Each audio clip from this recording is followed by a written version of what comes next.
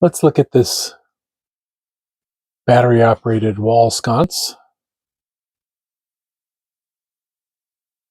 Off, low, medium, high.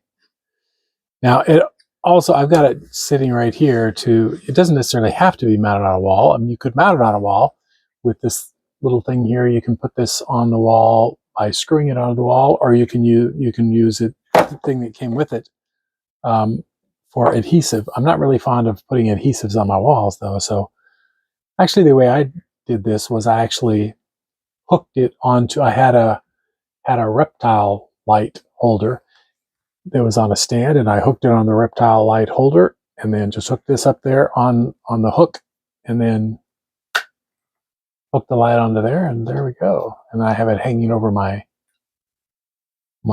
exercycle. So holds on pretty well there. I did notice that over time, because it shakes because of the way I have it mounted, it shakes a bit. So over time, it does this thing does tend to sort of droop down a bit, but it's easily enough pushed back up, and it droops again, and then I can push it up again. As far as the charge, I don't know how long it's supposed to work, but it works for probably, in my testing, it looked like it worked like 5 to 8 hours of continuous light on the low level, and then it had to be charged again for a couple hours and then start over again. So I decided I might as well just run a cable up to it, run a USB-C cable up to it, and keep it powered most of the time.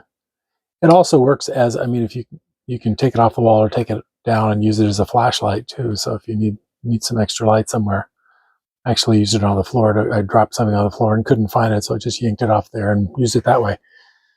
It's a nice little light. It